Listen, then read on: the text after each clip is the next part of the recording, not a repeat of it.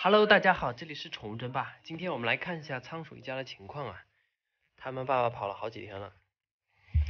诶，一打开窝就看到他们了。这只虎斑熊，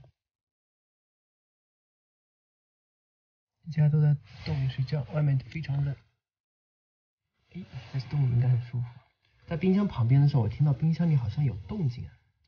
我在怀疑是不是小奶熊躲到冰箱里了。我们现在去冰箱里找一下，冰箱的后面找一下，把冰箱拆开。好吧，带上螺丝刀，我们把那个冰箱后面打开看一下。我刚才在这里听的时候，觉得里面好像有一点动静，我不确定它是不是钻到这冰箱里。希望它能钻到冰箱里，然后被我找回来。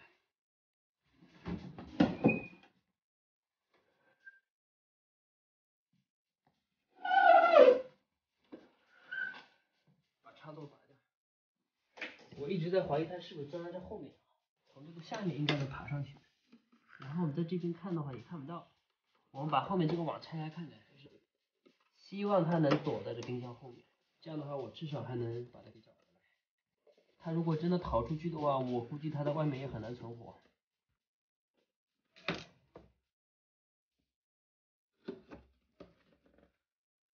感觉刚刚听到里面有咯噔咯噔的声音，不知道是冰箱的机器发出来的声音，还是里面钻了小奶熊。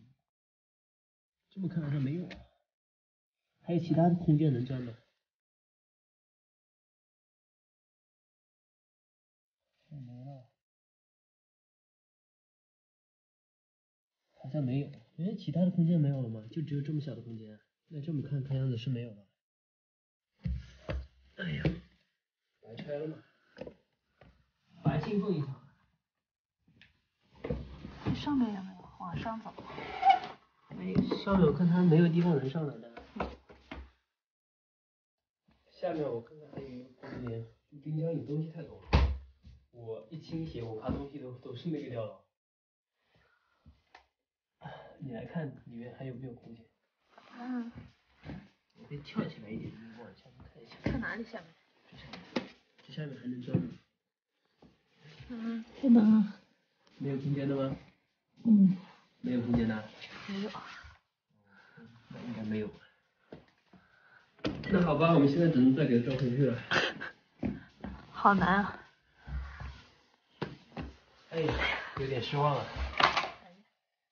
居然不在这里面，我还以为它在这里。